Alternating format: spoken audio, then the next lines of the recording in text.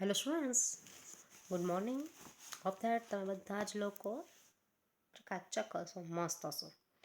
તો આપણો આજના દિવસનો દાખલો જોવા જઈએ તો સ્વાધ્યાયનો ટેક્સ્ટબુક ભાગ 2નો પેજ નંબર 151 પરનો 9મો દાખલો, કે તારીખ 31/3/2017ના રોજનું કેયુર લિમિટેડનું કાચું સરવૈયું આપણને આપેલ છે. મોટા દાખલાઓમાં આપણે પ્રવેશ કરી ચૂક્યા હતા અને ગઈકાલે આપણે ઉદાહરણ નંબર 14 જોયું હતું. જે જોયું ના હોય તે આની પહેલાંનો વિડીયો જોઈ લે, જેથી કરીને એમના વ્યૂઝ જે છે એ ક્લિયર થઈ જાય. તો સૌથી પહેલાં શું કરશું તો કે રકમને ગો થ્રુ થઈએ તો ઇક્વિટી શેર મૂડી, ઓફિસ અને વેચાણ ખર્ચ, ખરીદી, 10% ડિબેન્ચર દેવું છે એટલે જમા, વેચાણ સોફ્ટવેર એ આપણી મિલકત છે, સોફ્ટવેર જે છે એ મિલકત છે એટલે 1,20,000 ઉધાર, મજૂરી ખર્ચો છે એટલે 24,000, ડિબેન્ચર વ્યાજ એ બી ખર્ચા તરીકે 12,000 અને પગાર we all know that 3 lakh rupees એ તો ઓલરેડી એક્સપેન્સીસ છે. બેંક ઓવરડ્રાફ્ટ એ આપણી ચાલુ જવાબદારી છે, ચાલુ દેવું છે એટલે 14,400, જમીન મકાન મિલકત એટલે ઉધાર 2,28,000, સરનો સ્ટોક મિલકત છે 36,000 ઉધાર સાથે અને મળેલ વટાવ જે છે જે આવક છે એટલે જમા 15,600 સાથે. દેવાદારો આપણી ચાલુ મિલકત એટલે કે 1,80,000. અન્ય માહિતી નીચે એમ કહે છે કે આખર સ્ટોક 42,000નો છે. ઓકે, અને નફાના 50% કરવેરાની જોગવાઈ કરો.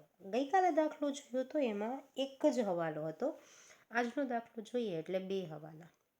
મોસ્ટ ઓફ બોર્ડ જે છે એ 2 જ હવાલા આ દાખલાની અંદર પૂછે છે, અને એ હવાલામાં એક આખર સ્ટોકનો હવાલો અને નંબર 2 કરવેરાની જોગવાઈનો હવાલો.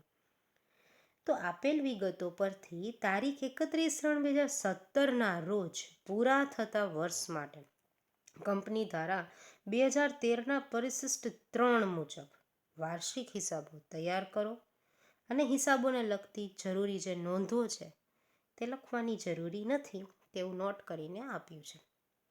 તો આપણે જાશું આપણા દાખલાની ઉપર. તો સૌથી પહેલાં 2 વસ્તુ બનાવવાની થશે આપણે લોકોને, બરાબર છે. એક જે બનાવવાની થશે એ આપણું દાખલો જે છે તે નું નફા નુકસાનનું પત્રક, અને બીજું જે બનાવવાનું થશે તે બનાવવાનું થશે આપણું પાક્કું સરવૈયું. કેયુર લિમિટેડનું તારીખ 31/3/2017ના રોજ પૂરા થતા વર્ષનું નફા નુકસાનનું પત્રક, અને નંબર 2 આપણે બનાવવાનું છે જે પાક્કું સરવૈયું છે તે. હવે ગઈકાલે દાખલો જોયો તે પરથી મેં કહ્યું હતું તે પ્રમાણે કે આપણે જે રીતે પાક્કું કર્યું છે તે રીતે નફા નુકસાનના પત્રકની અંદર પહેલાં વિગતની કોલમ જે છે એ ભરી લેવાની, પછી ડાયરેક્ટલી શું કરશું, રકમ એની સામે મૂકતા જશું. અને એવી જ રીતે આપણે લોકો પાક્કું સરવૈયું પણ મૂકી દેશું. અને જો આખું પાક્કું સરવૈયું જો તમે લખતા હો તો સામે ડેશ મૂકી દેવાની, જેની રકમ આપણને આપેલી નથી રકમની અંદર તે. અને જો આખું સરવૈયું ન લખતા હો અને તમને ઓળખતા આવડી ગયું હોય અને સીધું જ તમારે લખવું હોય તો એ બી એક્સેપ્ટેબલ છે. બટ મારી ફર્સ્ટ પ્રાયોરિટી રહે કે આખું જ લખવું, જેથી કરીને પાક્કું કરેલું છે તેમાં વાંધો આવે નહીં. તો સૌથી પહેલાં કામગીરીમાંથી ઉપજ વેચાણ, અન્ય ઉપજ આપેલી છે આપણને અને એની કુલ ઉપજ, છેલ્લે ખર્ચાઓ એમાં ખરીદી, સ્ટોકમાં ફેરફાર, કર્મચારી લાભના ખર્ચા, નાણાકીય પડતર, ઘસારો અને અન્ય ખર્ચા, સાથે કુલ ખર્ચા, કરવેરા પહેલાંનો નફો અને કરવેરાની જોગવાઈ અને કરવેરા બાદનો નફો. એવી જ રીતે ઇક્વિટી અને જવાબદારીની સાઈડ અને મિલકતોની સાઈડ આપણે બનાવવાની થાય. દાખલા ઉપર જઈએ તો સૌથી પહેલાં કહે છે ઇક્વિટી શેર મૂડી. ઇક્વિટી શેર મૂડી જે છે ઇક્વિટી અને જવાબદારી બાજુ આવે. એમાં નંબર 1 શેર હોલ્ડર્સના ભંડોળમાં એ તરીકે આવશે શેર મૂડી, જેને કાઉન્સમાં લખશું આપણે ઇક્વિટી શેર મૂડી, અને કોલમમાં રકમ રૂપિયામાં 2,40,000. નેક્સ્ટ છે ઓફિસ અને વેચાણ ખર્ચ. ઓફિસ અને વેચાણ ખર્ચ જે છે તે આપણા અન્ય ખર્ચાઓમાં સામેલ થાય. એટલે અન્ય ખર્ચાની અંદર બ્રેકેટમાં ઓફિસ અને વેચાણ ખર્ચા, અને કેટલા છે તો કે 40,000. નેક્સ્ટ કે છે ખરીદી.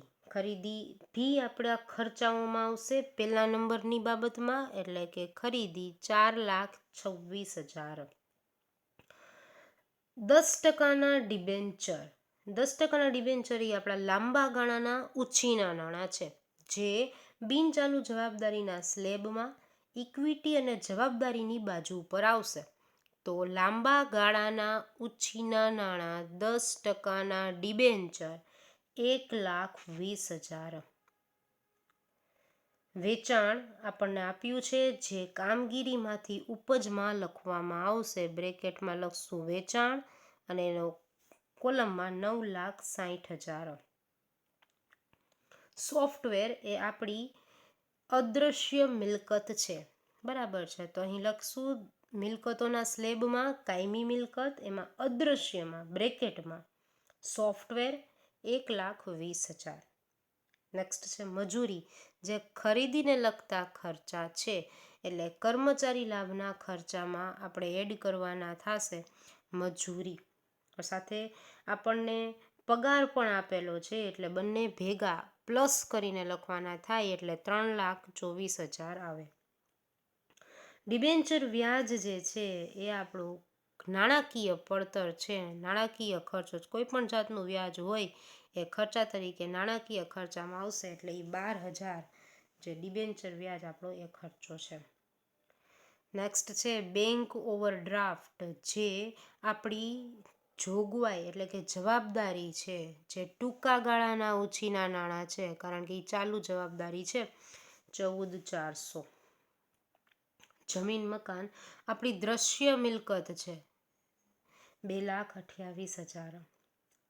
શરૂઆતનો સ્ટોક આપણને આપ્યો છે, એ એકચ્યુઅલી ક્યાંય પણ બેઠો મૂકવાનો નથી, એટલે શરૂઆતના સ્ટોકને અત્યારે પેન્ડિંગમાં રાખીએ.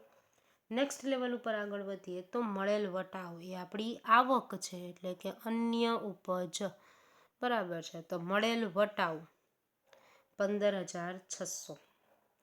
અને દેવાદારો એટલે વેપારી લેણા, જે ચાલુ મિલકત તરીકે કામ કરે. તો અહીંયા સુધીની બાકીઓ આપણે મૂકી દીધી, સિવાય કે એક શરૂઆતનો સ્ટોક. શરૂના સ્ટોક ઉપર આગળ વધીએ તો આપણે ત્યાં માલના સ્ટોકમાં ફેરફાર તે લખાય છે, જેની અંદર મેં તમને કહ્યું હતું કે શરૂનો સ્ટોક માઇનસ આખર સ્ટોક લખવાનો થાય. શરૂનો સ્ટોક તો આપણને કાચા સરવૈયામાંથી મળી જાય છે 36,000, અને આખર સ્ટોક જે છે એ આપણને હવાલામાંથી મળશે 42,000. તો 36,000 માઇનસ 42,000 કરીએ એટલે 6,000 જવાબ આવે, પણ એ જવાબ શેમાં આવે? માઇનસમાં. તો આપણે અહીંયા જવાબ લખવાનો પણ માઇનસમાં જ છે. તો આખર સ્ટોકની એક અસર આવી અહીંયા, એટલે શરૂનો સ્ટોક માઇનસ આખર સ્ટોક. જો સમજજો, ઊંધું કરશો આખર સ્ટોક માઇનસ શરૂનો સ્ટોક તો જવાબ પ્લસમાં આવશે. તો તમે આનું જ્યારે ટોટલ મારશો ત્યારે તમે એને શેમાં લઈ લેશો? પ્લસમાં લઈ લેશો. એકચ્યુઅલમાં એ પ્લસમાં આવશે નહીં, એ શેમાં આવશે? માઇનસમાં આવશે.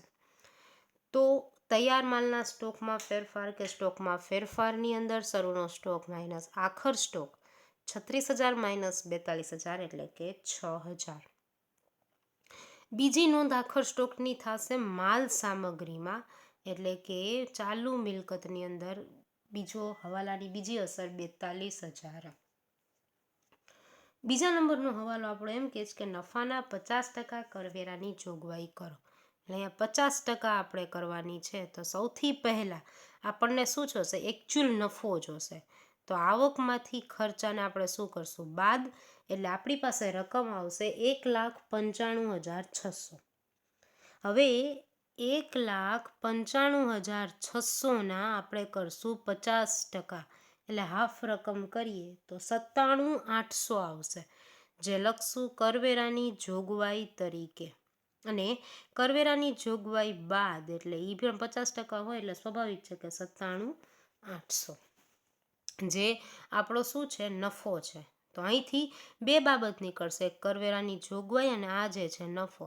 નફો આપણે ડાયરેક્ટલી પોસ્ટ કરશું અનામત અને વધારામાં, અને શેરહોલ્ડર્સના ભંડોળોનો ટોટલ મારીને આઉટર કોલમમાં નાખશું. અને સાથે સાથે કરવેરાની જોગવાઈ જે છે એ આપણે લખશું ટૂંકા ગાળાની જોગવાઈમાં, બીજી અસર જે છે 97,800.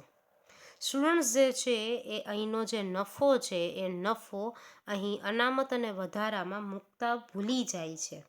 તો એ વસ્તુ ન ભૂલતા, કારણ કે જવાબ તો તમારો તો પણ આવી જશે અને ઘણી વખત નહીં પણ આવે.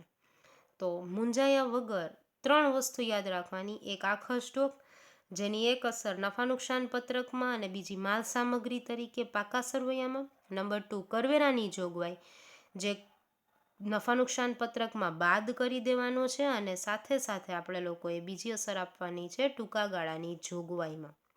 અને ત્રીજો, કે જે જવાબ અહીંયા પોઝિટિવ આવે છે તો નફો છે, નેગેટિવ આવે તો ખોટ છે. પોઝિટિવ આવે તો નફો અહીંયા પ્લસ થશે, જો ખોટ આવે તો એ વસ્તુ અહીંથી બાદ થશે. તો હવે શેર હોલ્ડર્સના ભંડોળનો ટોટલ મારશું. બિનચાલુ જવાબદારીનો ટોટલ એટલે 1,20,000 અને ચાલુ જવાબદારીનો ટોટલ મૂકીને આપણે અહીંયા મારશું 1,12,200. એ ટોટલ આપણને ઇક્વિટી અને જવાબદારીનો કુલ સરવાળો થાય 5,70,000. સાથે સાથે આપણે બિનચાલુ મિલકતો અને ચાલુ મિલકતોનો ટોટલ આઉટર કોલમમાં લઈ જશું અને એ બેનું પણ આપણે શું કરશું તો કે ટોટલ મારશું. તો એ બંનેનો ટોટલ પણ આપણને કેટલો મળે છે તો કે 5,70,000. એનો મતલબ એમ કે બંને સાઈડ ટોટલ આપણને કેવો મળી જાય છે, સરખો મળી જાય છે. તો આ હતો આપણો આજના દિવસનો દાખલો. સાથે પ્રેક્ટિસનો એક દાખલો જે છે એ મેં તમને હોમવર્કમાં આપેલો છે, તો સાથે સાથે એક દાખલો પણ કન્ટિન્યુ કરી નાખજો. આજે અહીંયા સુધી રાખીએ. આવતીકાલે મળીએ છીએ એના પછીના નેક્સ્ટ દાખલા સાથે.